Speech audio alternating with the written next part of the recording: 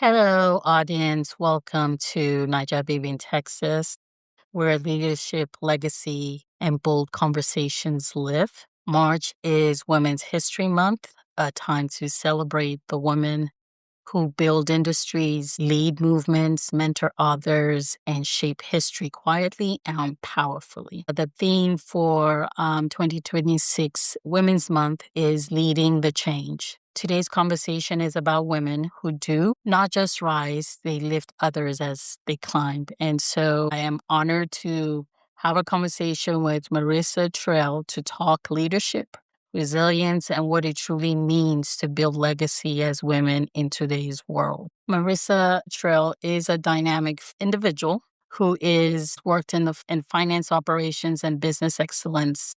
She's a leader with over a decade of experience that drives efficiency and strategic growth in the oil and gas industry. In celebration of Women's Month, we recognize her as a powerful example of leadership, impact, and excellence, empowering organizations, entrepreneurs, and inspiring women to lead boldly in every space. So let's dig into it. Marissa, welcome to today's episode. I am so glad to have you here with us today. Thank you so much. I am so incredibly honored to be here and excited to be featured. Thank you so much for having me. You're welcome. As we dig into it, let's get the audience to get to know who you are. If you don't mind, Marissa, can you introduce yourself, share your journey into leadership and the impact that it has not only made on you, but on others? I am Marissa Trail, a corporate leader, business owner, wife, mother, and believer. At my core, I'm a builder. I build teams, I build a home, I build systems, and I build experiences through my event business, over the top embellishments. But more than anything, I'm a woman of faith. My journey into leadership has been guided by God every step of the way, even in seasons where I didn't fully understand what He was doing. I didn't arrive in leadership overnight. I started at the most entry of entry level with a degree, expecting something much different than what I walked into as an accounts payables clerk over 10 years ago in the oil and gas industry. Now I manage a team and build around the needs of a very complex organization. I faced many challenges as a young woman growing professionally and personally in a male dominated industry. Leadership came through consistency, resilience, and trusting God in seasons that truly stretched me. Some of those seasons didn't feel good because growth stretching typically doesn't, right? But they built me. And when I think about how I got through those seasons, and even now as life continues to grow, I think about the grace of God and I think about my grandmother, who was such a powerful influence in shaping me into the woman I am today. She taught me to be strong, faith filled, and to always go after what I want in life. She taught me that nothing is outside of my reach. You touched on so many things that are so important to me as well and just resonates with me. Just talking about faith, talking about going through challenges in a male dominated field and rising above it. Most importantly, your grandmother, who was a pivotal influence in your life that has strengthened and guided you through everything that you've gone through. One of the things I want to ask you is, what does Women's History Month mean to you personally? It is about honoring the women who made space for us and recognizing that we are called to do the same. We are all here on purpose to serve a purpose. Thank you, Marissa. Has there been any pivotal challenges that strengthened your leadership style? Absolutely. So, a major shift for me was realizing leadership isn't about title, it's about stewardship. Once I started seeing my gifts, my voice, and my opportunities as something God entrusted to me, I began to lead differently with more confidence and more purpose. One of my biggest challenges was burnout. I was operating at a high level, but I wasn't fully aligned. And if you've ever been in a position like that, you can understand how mentally and physically draining that can be. So that season has taught me boundaries, obedience, and how to move with intention instead of pressure. Love, especially the boundaries and how to move with intention because it's so very important. I talk to friends all the time, and I'm sure you've done the same, where you hear certain situations that they go through, and even some family members of mine. And at the back of my mind, I'm like, can you just set some boundaries? Just set some Mhm, boundaries and you'll be okay. mhm. It's a lot harder though than we realize. I Yeah. think, and maybe a lot of, I'll say I attribute some of that to culturally. Yes.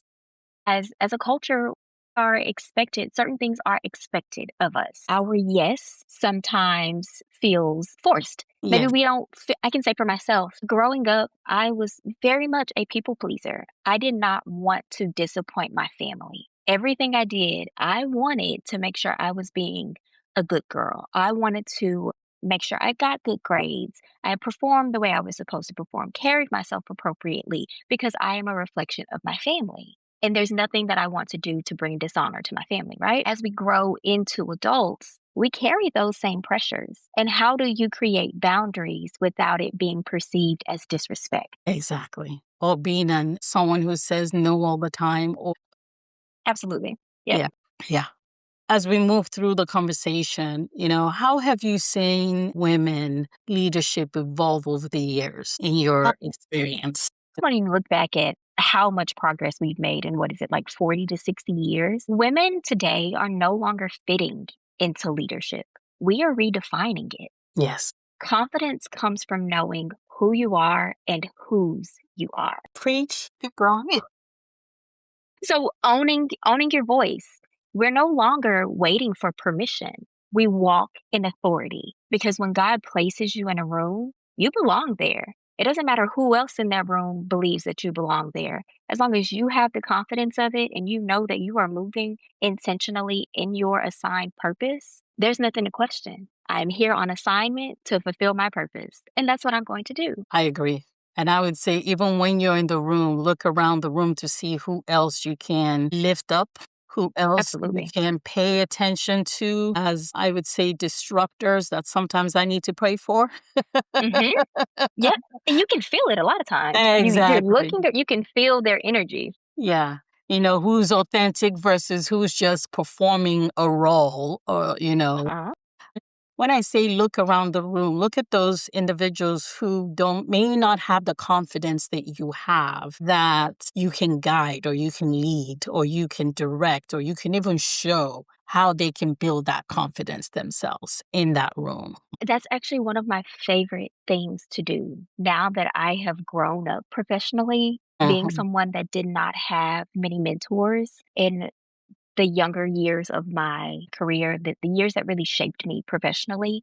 um, I look for opportunities to find women within my organization, directly within my organization, and within my network to help guide, to teach them how to negotiate when it comes to a new job, when it comes to raises, promotions, understanding that your compensation package is not simply your hourly or salary rate. All of these things and ways that you can optimize, and truly understanding that you have value. And oftentimes, these organizations, they don't tell us. They're Mhm. not going to validate us. They do not. I have not had many managers in my career that have done so, which I felt like I needed. I did need for a very long time, and because I didn't have it, I allowed my worth, I allowed my value to be determined by how they saw me. When you should already know who you are, whose you That are, to be able to that is go correct. in and move into any space because nobody else owns how you should move in the world or what your gifts are. You should already come to the table knowing that. Knowing that, to your point earlier, within our culture, we don't necessarily build people that way, but eventually, when you grow up, you have to understand that you need to know who you are, whose you are, how to move in the world that sometimes can be very cruel, not intentionally, because everybody has their own issues and their own focus. But if you know who you are and whose you are and how to navigate through the world and how to find the right mentors to support you, you should be fine in any way, shape, or form. Absolutely. And I really think that's where my leadership moved from performative to Yes. authentic. Yes. When I started to realize who I am and whose I am, I didn't worry about how other people around me saw me or whether they perceived value. There has to be value because I'm still here. I'm still Yes. contributing. Yes. And that I started to take ownership of my processes. I stopped asking for permission because oftentimes the managers that I reported to, they have always allowed me to be autonomous, which I get. You don't always have that in a corporate environment. I built up that level of trust and rapport with my leadership that they trusted me to get the job done. Very little direction. That was not easy. I needed direction, but it was not coming. So I had to figure things out. And in the process of figuring things out, I was being refined and I didn't realize it. But when I did, when it finally clicked that, oh, this is not them. This is God. And this is the fruit of all of the work that I have put in, all of the sacrifice that I've made, everything that I've built within this organization. And I switched from being performative, being the manager that I thought I was supposed to be, to being a leader. And there's a very big difference between a manager and a leader, and confidently showing up as a leader. Yes. It really makes a difference in how teams respond to you and how people respond to you in general. Having that confidence, bridging that confidence gap of feeling like I need validation to be worthy, to be seen as worthy, to be seen as competent, to be seen as valuable, to owning that I didn't need anyone to hold my hand through this process. I didn't need a operating procedure to do these things. This is me walking in my gifts, walking in my purpose.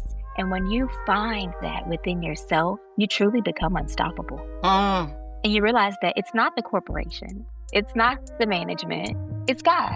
And you show up with that, at least for me. I started to show up with that kind of confidence. Good days, bad days. It doesn't matter what the organization is throwing at me. It may be a horrible day, but I'm going to show up with a smile on my face. I'm going to show up with confidence, and I'm going to get the job done that needs to be done. And even in creating, my own business, moving into entrepreneurship. So taking that high level of excellence that I've applied to corporate America to building someone else's business and now building my own. Well said. I had one of those little thingies where, at the club, they start making those noises when they're really trying to pump you up. Because I am so pumped up with the conversation that we're having. Love it. I agree I with love it. everything you just said. Yes. This is something I want to say to the women that are listening, because or anybody that's listening, man, woman, we all grow. We grow in different phases. We grow through different situations. Sometimes how we respond to situations can be so pivotal in our career. I can tell you many times that I have wanted to just say, no, this isn't for me, and walk away. I've been at the same organization for more than 10 years.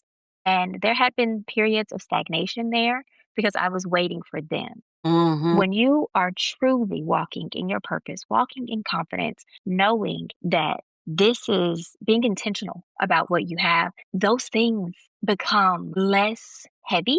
I think that's what I'm trying to say. So my advice would be not to shrink. When adversity comes your way, don't shrink. Seek clarity. Yes. What God has for you, you won't have to compete for. Well said. And really understanding that when you're moving in alignment, there's such an ease to walking in your purpose. When you are not walking in purpose and obedience, I felt like I was just stumbling along the way. I mean, stumbling, fumbling. It was rough. And it took time for me to understand this is not what I'm supposed to be doing. That God is doing something in me. I keep running into this wall because this is not what I'm supposed to be doing. And while I was lucky enough to be able to stay within the same career and within the same organization, as I grew That's not always everyone's path. I'll also say that I have stayed put out of fear. Mm, A lot I should have left long time ago. Yes. a long time ago. But being a woman, one thing I tell people transparently all the time, financial security. That is a big thing for me. Being, years that I was single, to moving into marriage, to moving into motherhood, I've always desired financial security. So I make my decisions very calculated because the bases have to be covered at all times. That is me operating in fear and Okay. scarcity. And that's not the God I serve.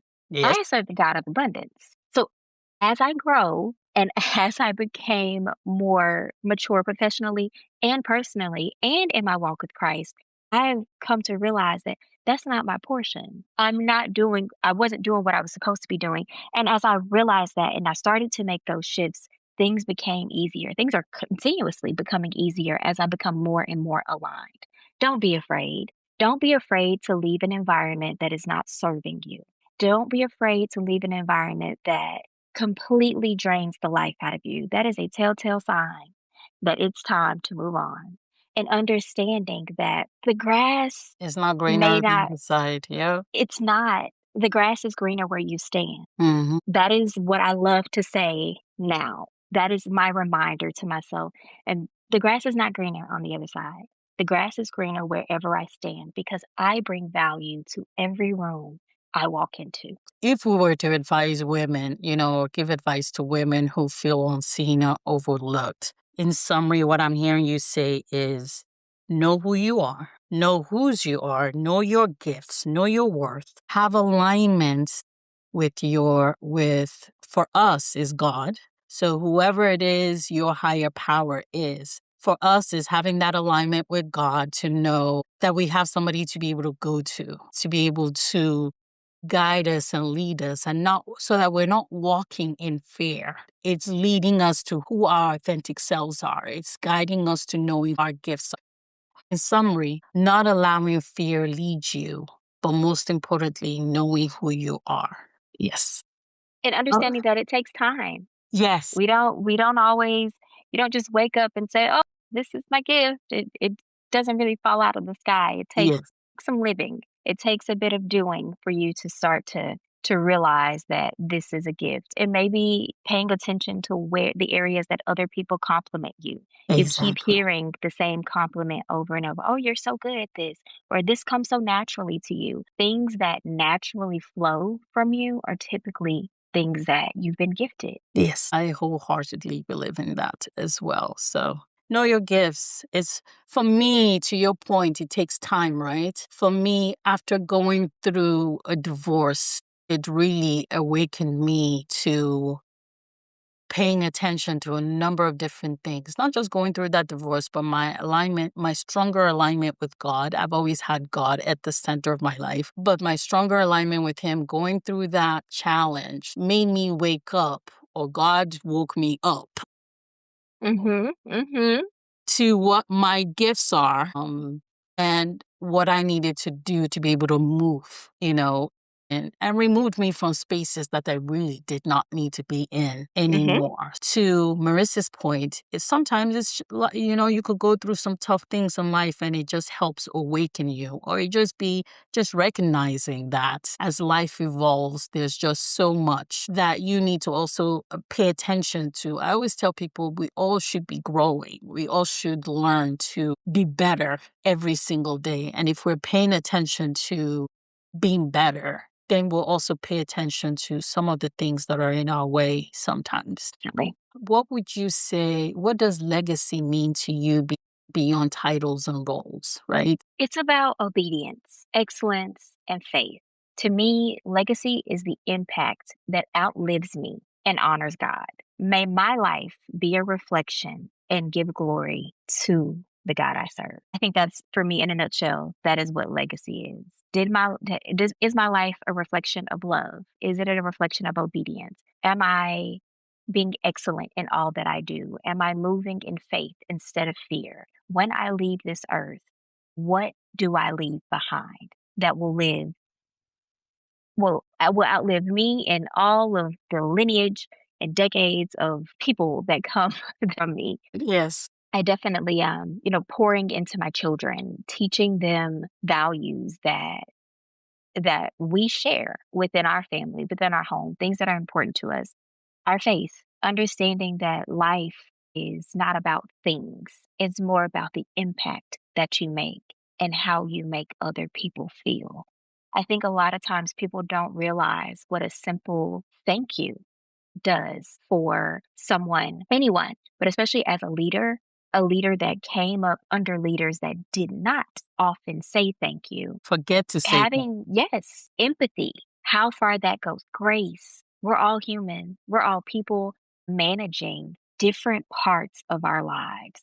And you never know what the person next to you is going through. I want for my legacy, for the impact that I leave behind to be something that outlives me and honors God. So, how do you navigate motherhood, career, and your identity all at the same time? Listen, She's like, listen. listen. By grace. It is It's by hard. grace. I tell you, as ambitious as I am, being a corporate leader, being an entrepreneur, being a superhuman. I don't like my mother-in-law, she calls me superwoman all the time. And I know that she means it as a compliment. Yes. And I'll tell her, I'm like, thank you. I love you. But please, let's not, because I don't aspire to be Yes, superwoman. Superwoman. Being superwoman compromises my boundaries. Being superwoman leads to burnout. And these are the things that it doesn't create a balanced life. So Mhm. how do I navigate motherhood, career, and identity one day at a time? Well, I mean, I keep a calendar, so that's not fully honest. I keep that calendar. Having an idea of always having my finger on the pulse of my home. When I say my home, my everything that affects my home, my husband, my children, our family, that is the most important to me. So having a career is important. A job is a job. And what I implore listeners to always remember, that job can be here today and gone tomorrow. You can go get another job. And listen, if we're being honest, you can go get another family too, but that's a little bit harder to navigate. Mm, I don't mm, encourage that part. no, no. There's no green on the Prioritizing, other side either. and you can say that, but I am not looking to find out. So I do my very best to To stay prioritize where you are, yes. to prioritize home. That is where, I mean, again, being a corporate leader, being somewhere as long as I've been, I am very grateful to have flexibility, a lot of flexibility. And I'm grateful to the organization that employs me. And I also look at it as they know what they're getting from me. So if I need to leave at 2 o'clock because daycare called and said that my baby has a fever, I'm going. I'm going right now. I need to leave. I'm communicating to my leadership, hey, I have an emergency with my family. I need to leave, which means that I'm probably just picking my baby up from school. If we need to go to the doctor, we're going straight to the doctor. If not, then we're coming back home. I'll log back on from home, the comfort of my home, with a sick baby laying on my lap, or if it's my older child, whatever that means, having that flexibility. Motherhood comes first, and everyone that knows me knows this is my priority. I will meet every deliverable I have to meet. I don't need a reminder. I have to have the flexibility. And I do understand that everyone does not have that. Yes. I didn't have it for a long time either, but Mhm. that's a part of growing Yeah. and knowing your value, knowing what you bring to an organization and being somewhere that's a good fit for you. Mhm. So as I talk about motherhood and career, my career is built around motherhood as much as possible. Now, being in a leadership position, sometimes there are things that you just can't get out of. There may be a client meeting, or there may be something more pressing that I have to tag my husband in and say, hey, Mhm. this is what's on the calendar. These are my conflicts. How can you work your schedule out? Mhm. And that's, for I believe, the beauty of having a partner, Exactly. a true partner, not just on paper and not just for Instagram, but Mm, one who is truly your teammate. We are yeah. in this together. We balance each other out.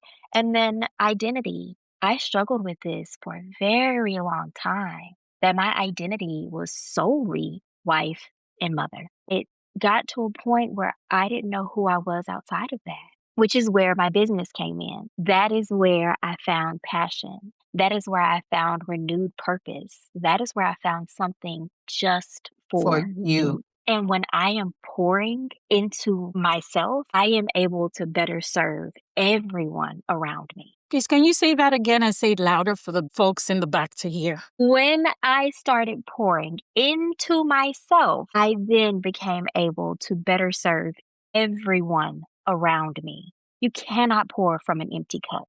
Being superwoman leads to emptiness. Your husband, your partner, whomever that may be, they cannot refill that for you.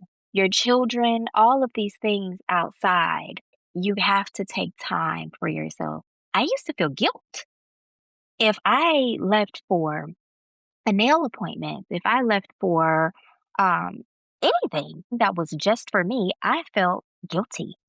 And I had to get to the point where it is non negotiable. Mm-hmm. One day, every single week, I have time for me and me only. Mm, And that time is not spent serving the family. My me time is no longer spent at the grocery store. clock My it. me time is no longer spent working my to-do list for all the things these children need for this school that they just told me about this week. That's not how I'm spending my me time because that's not refilling my cup. That's still serving, which is not pouring back into me. Listen, I have a servant's heart, which truly makes it difficult for me to withhold those boundaries, right? I hear you. Yes. It makes it But more you have difficult, to. but you have to, because when you compromise on that, you lead your own self into places that may be more difficult to come out of, like resentment. Your health. That's not your health. Carrying an immense amount of stress. It got to the point that, having babies, life is happening. I didn't like the way I looked anymore. And I was not prioritizing my own health, being able to move my body, doing things that made me feel good for me, not for anybody else. So that's a big part of my identity, making sure that I am staying grounded in who I am. Who is Marissa as a woman, not as his wife, not as their mother, not as a friend, not as a leader, not even as an entrepreneur. Yes. Who am I at my core? For And do I yourself. like that? Yes. Does that feel good to me? No, it's not. It's not easy. It wasn't easy to really figure out my identity and sitting with myself. Have you ever gone on a solo date? Gone and watched a movie by yourself? Went and had dinner alone? I have. And I know I need to. And I'm not the type of person that enjoys doing that. I love being around people. But I Yes. have started learning because to your point about identity, I need to know my own self. I need to be with my own self, be by myself for a minute. So I totally understand where you're coming from and what you're saying. Yes. A lot of people haven't. And for a Yes. very long time, I was one of those people. I would not go anywhere by myself. If it required me being alone, I would not go Yes. outside of my house. Yeah. Now, I look forward to time alone. I get to sit in silence, sit with my thoughts, sit and journal, sit and pray, whatever it may be. And it's just for me. I love that very, very, very much. Yes. So all of those things, as we talk about legacy and navigating motherhood, career, identity, all of that is about balance for me. Hmm.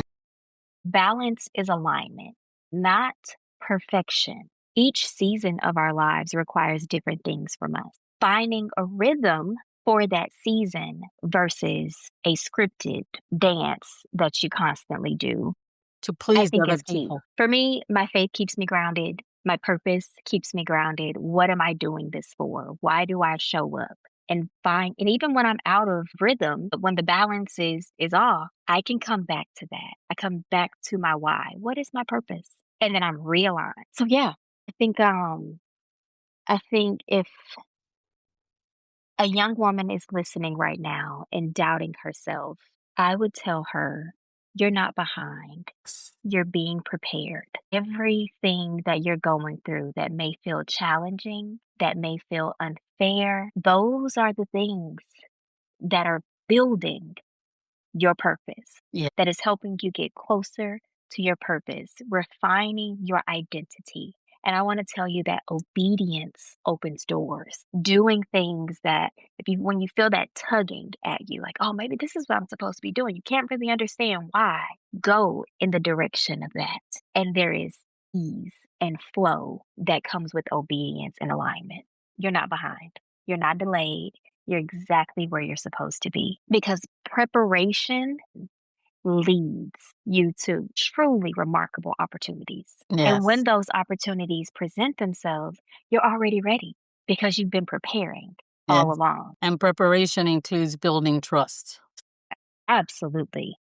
To your point, also listening to your gut, letting your gut also lead you. We don't do a good job of listening to our gut sometimes. For me, that's the spirit also telling me how I need to move and what I need to do and how I need to navigate certain things. So, yeah, Absolutely. yeah, Absolutely. I don't ignore it. I used to doubt that gut feeling. I yeah, used to doubt, I used to think that it was me. And as I grew, I have learned no, no. For me also, that is the spirit leading me. yes, Go in the direction of that. And it's led to beautiful things. yes. So, before we end this, I'm going to go through a rapid fire challenge with you. Let's make this fun. So, I'm going to ask you a couple of questions, maybe more than a couple. I believe that what we're talking about, it's been really powerful and I know it's going to have a lot of impact. So, rapid fire. One word that defines strong leadership. Purposeful. Love it. Best career advice you have received. Don't ask for permission. Pray, prepare, and go with your mood. Love it, love it, love it. A daily habit that keeps you grounded. Prayer and quiet time. One thing every woman should unapologetically own. Your identity. It is Yes. yours. And the last one, I know you talked about your grandmother. What woman in history you admire and why? Outside of my grandmother, Yes, a woman, let's say a public figure, yes, Michelle Obama. I love that. Mine is Oprah. Besides my mother, of course, Uh-huh. definitely. Marissa, I know I said I am honored, but I really am honored that we've had this conversation. I'm honored for your time. I'm honored for the feedback that you shared and just the flow of our conversation today. It's powerful for myself because it's a reminder that I am doing the right things as well. And it's a reminder to also focus on my identity, building that balance. So I Hmm. thank you for your time for this episode. I would say Absolutely. it's, Thank you for yeah. having me.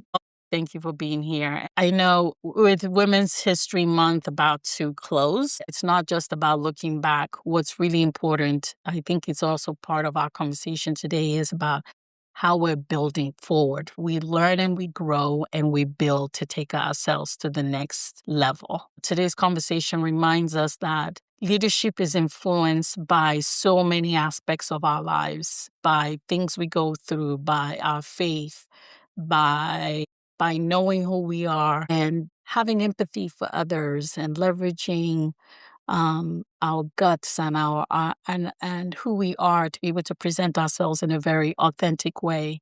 Thereby, you're building and you're influencing other leaders, which could be women and which could be men, right? Women belong in decision-making spaces. We know that. And legacy is built intentionally. Legacy without necessarily knowing who you are, what your purpose is, and having that will and impact to leave something behind. So, Marissa, what would be your final thoughts to our audience that you want to leave us with today? You don't have to become someone else to lead. Just walk in who you were created to be. Well said. I couldn't have said that any better. Please, if you have an event and you're in the Houston area, go check her out. She really evolves her gift in such a beautiful way with her events, which is called over the top embellishments. And Whoa. it's not just over the top, but it is beautiful and it's is gifted and is crafted in a way that you can see so much beauty in what she does. So go check her out on her Instagram page and reach out to her if you have any events. Thank you for joining us on Deep Roots with Niger Baby in Texas. I appreciate my guest, Marissa Trail. I feel special to have Marissa join me this month. I can't say that enough for this important conversation. If this conversation inspired you, share it with a young lady, a young woman, or even with men. I think this is something that all of us can listen to build, to lead, and to encourage each other. Support women-owned businesses, mentor someone, and step boldly into your leadership season. You don't have to be a leader in order for you to lead. As Marissa has clearly said, keep building your legacy, lifting others, and walking in your purpose. Thank you, audience. Thank you, Marissa.